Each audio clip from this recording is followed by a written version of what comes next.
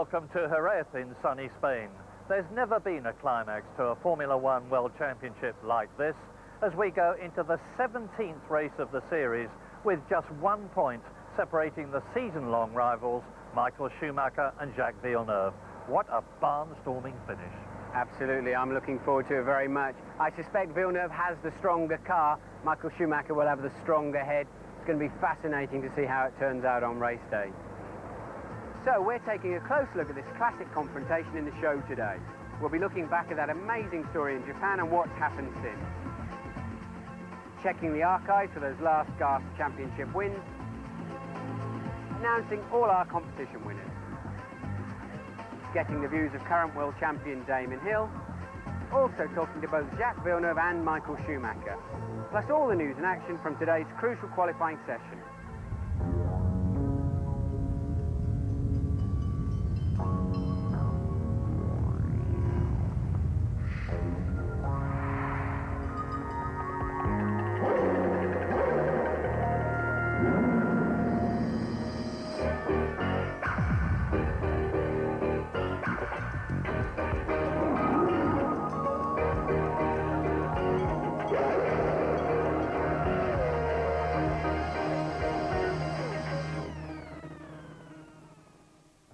What an incredible race it was in Japan. I've never seen one like it.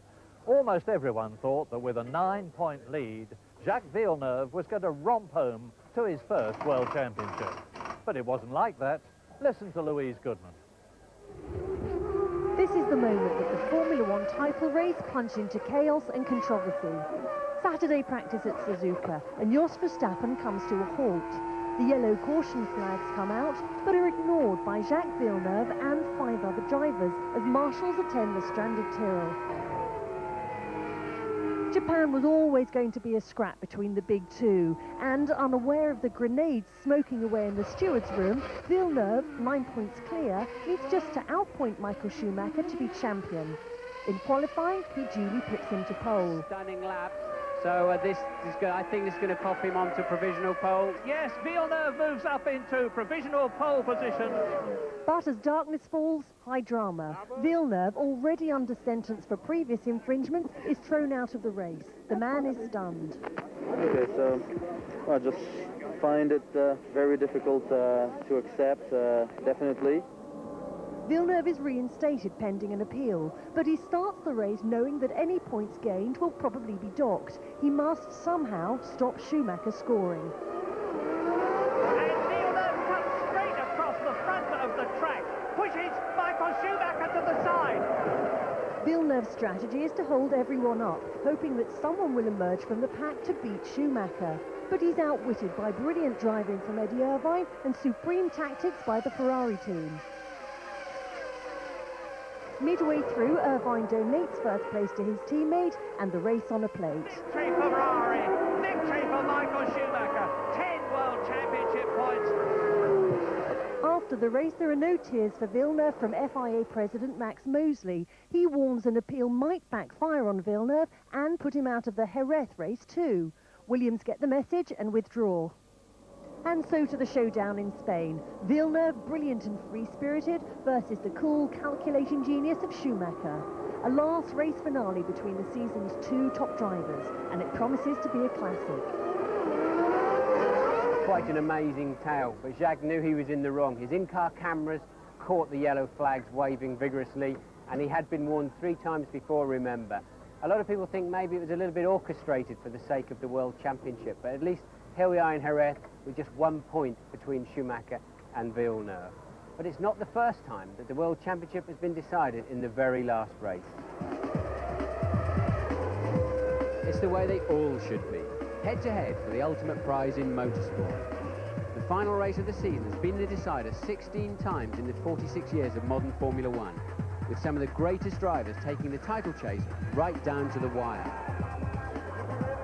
Juan Manuel Fangio, Mike Hawthorne and Jack Brabham all left it till the last in the 1950s, while Graham Hill and John Surtees took their time in the 60s. But the last 20 years have seen some of the most nail-biting finishes. A drenched Fuji had James Hunt take on the rain and Niki Lauda to clinch his world title in 1976. The Austrian couldn't handle the wet, leaving Hunt to land the championship by just 1 point. It was Ferrari and McLaren versus Williams in 1982. Keke Rosberg won the second of Frank's drivers' titles around the Caesars Palace car park at Las Vegas, seeing off John Watson and a young Alan Prost. A year later, Prost's bad luck hit again. The turbo in his Renault went west in South Africa, giving Nelson Piquet and Bernie Ecclestone's Brabham outfit their second driver's title. In '84, it was all McLaren. Teammates Prost and Lauda were neck and neck up to the decider at Estoril. Prost won the race, but Lauda cruised home in second place, enough to win the championship by just half a point. And who can forget Adelaide 1986? Nigel Mansell so near, yet so far. That tyre blowout gifting Prost the title. Fate denied another Brit in '94, again in Australia. Damon versus Michael, a championship decided by a suspect piece of driving in a year of tragedy and controversy. But Damon was to have it his way this time last year. Hill kept his nerve, Villeneuve lost his wheel. And Damon swept to a brilliant victory in Suzuka, emulating his father and taking the ultimate prize. So we've had some cliffhangers in the past, and we've got one now. Schumacher or Villeneuve? We'll see, but for now, it's competition time. And we've had a terrific response to our Ferrari contest. And here's the winner of that amazing prize to the Ferrari headquarters in Maranello. And there are runner-up prizes too. Also, just a reminder to cast your vote for the ITV Barclaycard Champion of Sport. The big award show is next Saturday night. Just call this number, 0891 333 333, to vote for your favourite British sports star of 1997. But now, back to the battle ahead, and who better to give his opinion about what's going to happen than the current world champion, Damon Hill, who's driving in his last race here for Arrows before he moves to Jordan next season. So, Damon, your last race as world champion, have you enjoyed it?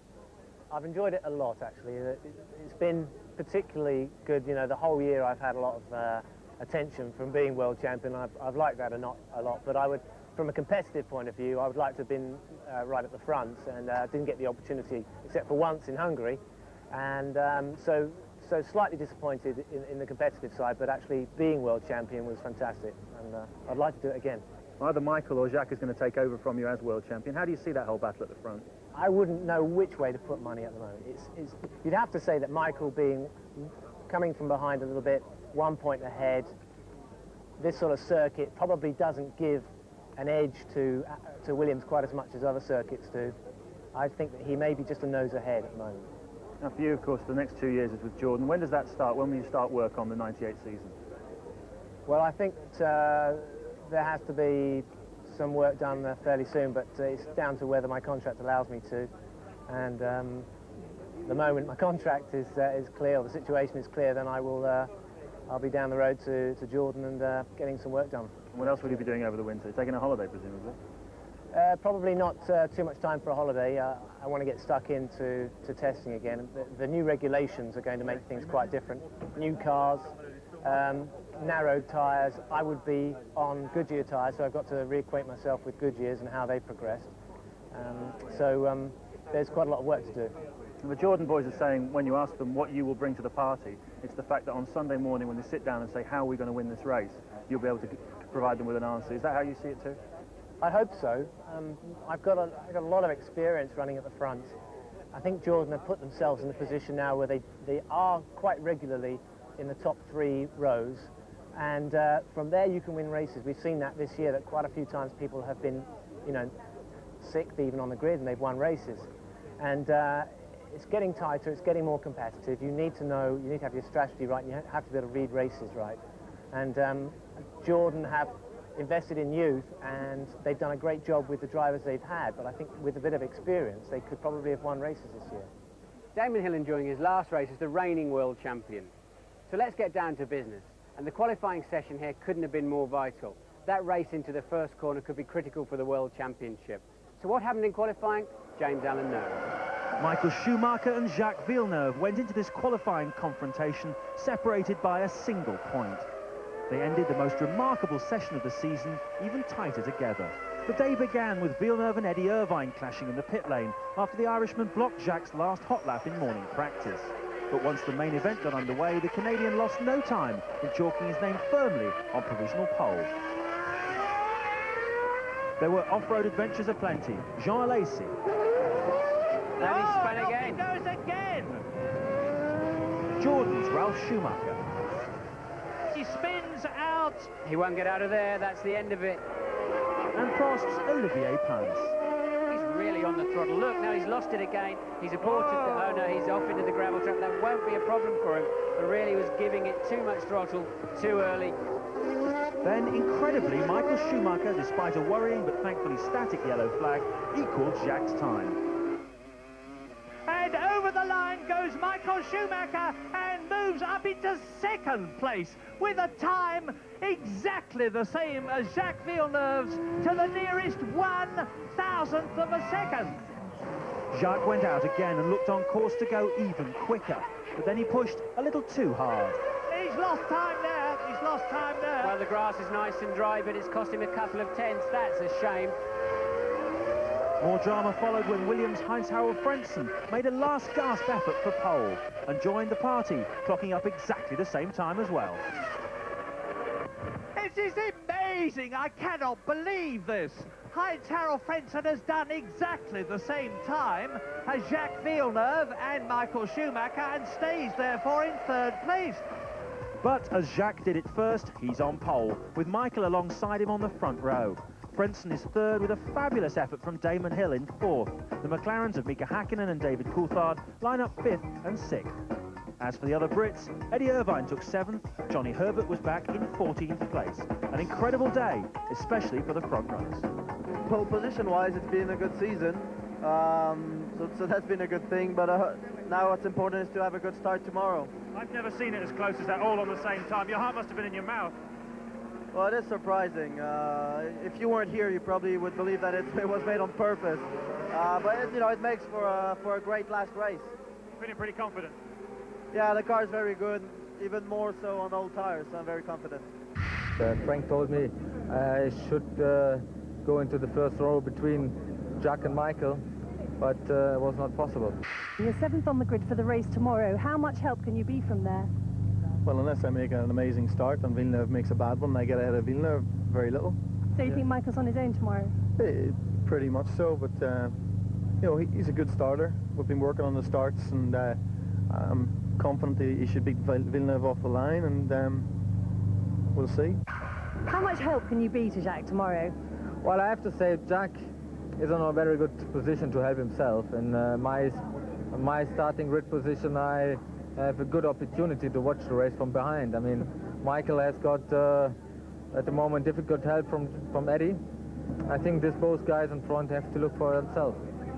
What did you think of that qualifying session? Well, it's extraordinary. We were working out that even if they're all within about half a tenth of each other, you'd expect to see that about once every 150 years. To see it at this particular race is extraordinary. In fact, we were all saying to Bernie, you fixed that, you see. But in fact, the backup timing system, which is, that was all done with the transponders, backup system with the lights, gave exactly the same, but to the thousandth, which it doesn't always do. So it obviously was spot on.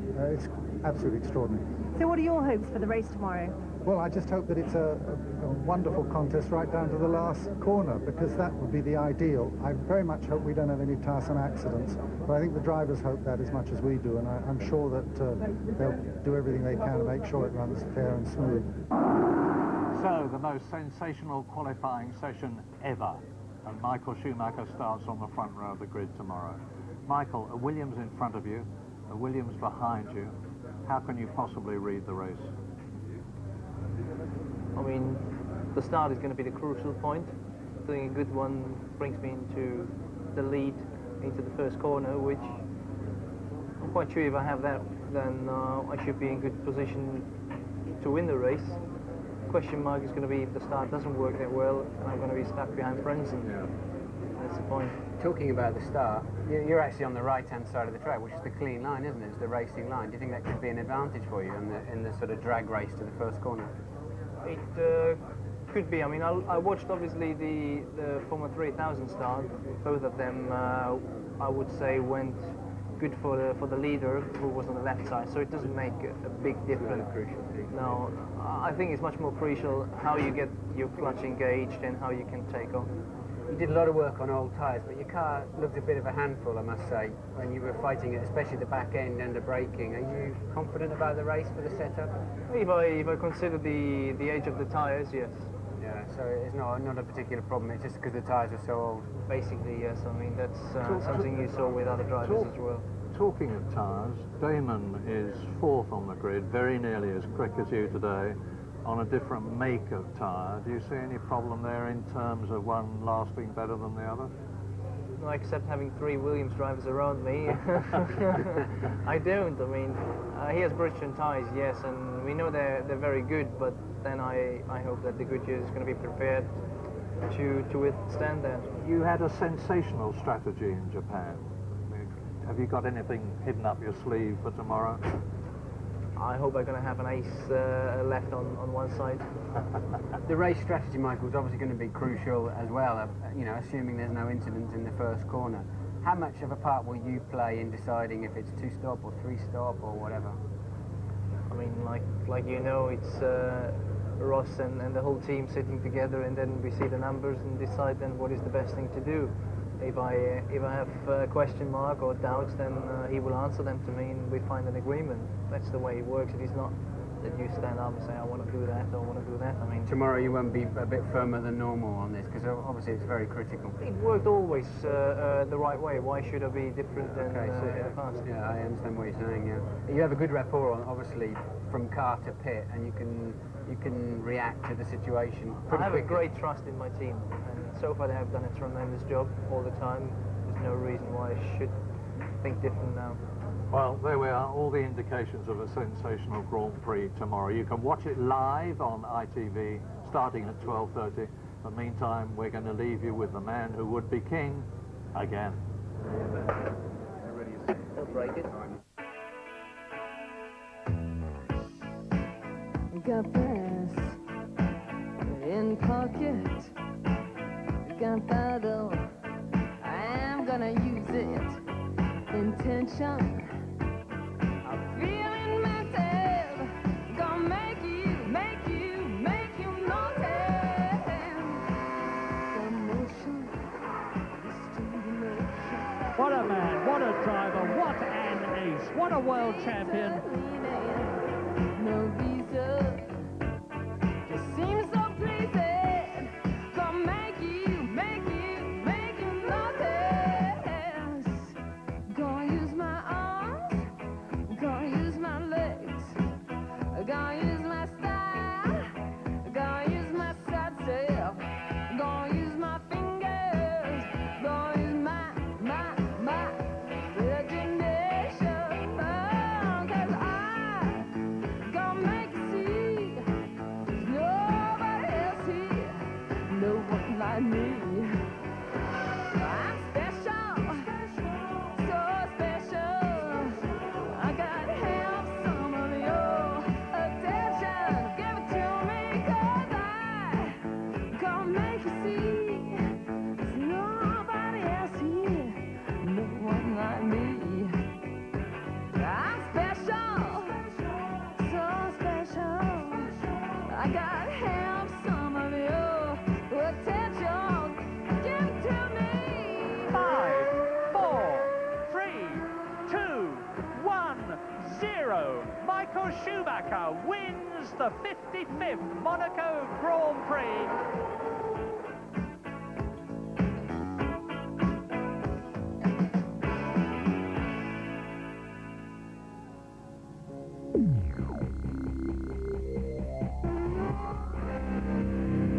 Heinz-Harald Frentzen then produced another identical time. The way it pans out is that Villeneuve gets pole position at Jerez because he was first to record his lap. Martin, how do you see? This last race is attracting huge interest. Jacques Villeneuve trails Michael Schumacher by a single point. The tension in Spain visibly building. Eddie Irvine doing his bit for the Ferrari team, goading Villeneuve both on and off the track.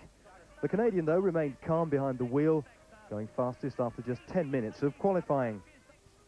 No one could go quicker, but within 15 minutes, Schumacher crossed the line in 1 minute 21.072 seconds, exactly the same time as his arch-rival. But the drama wasn't over, as Villeneuve's Williams teammate Heinz-Harald Frentzen became the third driver to record exactly the same time. Because he set the time first, Villeneuve will start on pole for the 10th time of the season, with Schumacher alongside him ahead of Frentzen. Defending champion Damon Hill clocked the second fastest time of the day and will start the race in 4th place. But all eyes will be on the front row of the grid as the race gets underway. The Williams team no doubt desperate to avoid another first corner collision, which could hand the title to Schumacher. Dominic Cotton, Sky News.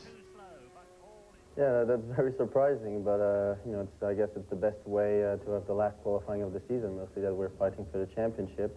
The surprising thing for us is we got our best lap on the first run, and normally that's my slowest run of the day. So today was different, but it's a good thing that we did that run. The track was quicker at the beginning of the session. I knew that I was doing the 21.0, and I didn't know obviously whether it was up front or just behind him. When I came then in and I looked on the computer, I couldn't believe myself that it was exactly the same time.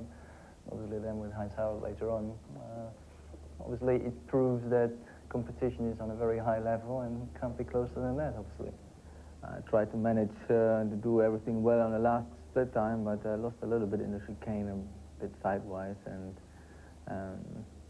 I don't know really. I think I lost there most of my time, but I think we need next year 4 zeros after the dot. An exciting tussle ahead, and Formula One is already looking forward to next season and beyond. The cars for 1998 will be designed to run more slowly through alterations to body design and tyres, and the sport is looking to break through in the Far East and America. At the forefront of the changes is Max Mosley, who's president of the sport's governing body, the FIA. He spoke to John Desborough, who began by asking him about tomorrow's final battle. If Michael Schumacher wins in his Ferrari, what does a Ferrari World Championship driver mean for the sport?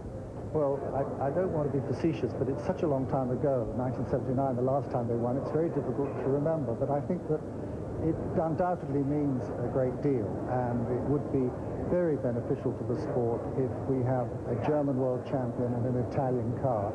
But the other side of it is, it would be equally beneficial, if not more so, to have a North American champion who is a major figure in North American racing, where the Formula One is probably weakest because they have so much native racing in the United States. So perhaps from an overall world point of view, Villeneuve might be more beneficial than Schumacher. One thing's for sure is that either of them, from our point of view, would be great.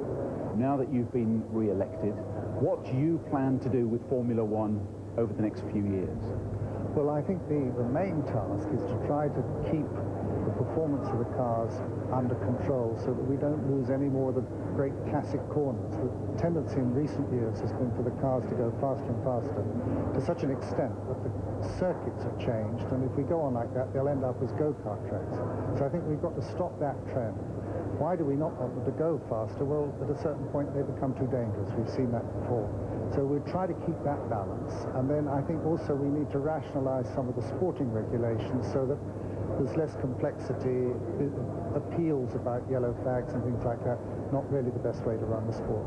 What do the drivers think about that? Because they don't mind it getting too fast, do they? I mean, the faster it is, the better it is for them. Well, I think that's true.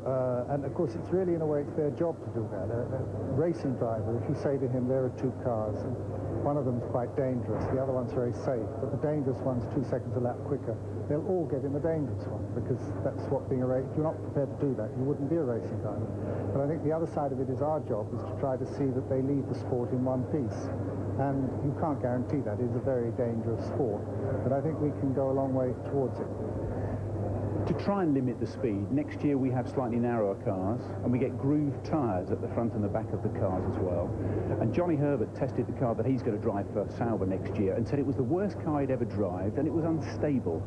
Now, surely there should be some alarm going off somewhere about those cars. Aren't they going to be just as dangerous now? No, I mean, first of all, if it was unstable, it's because it wasn't properly set up, so he should go back and set the car up properly, and then that wouldn't happen. A number of other drivers have driven on the groove tyres, and once they've got the car properly set, they will tell you that it's just like driving one of the existing cars, only slower, which is exactly what we intend. So it means that we keep the speed under control by, if necessary, putting another groove in the tyre, instead of changing all the bodywork, which costs an absolute fortune and also takes about 18 months to do. None of the drivers will like the car on groove tyres because it doesn't have as much grip, and they want more grip because they want to go faster. But in the end, when all the dust settles of the narrow car, the groove tyres and everything else, I think we'll find the speeds in 98 will be more or less the same as they were in 96. And nobody was complaining in 96 that the cars were too slow or unstable. Max Mosley, action from Jerez.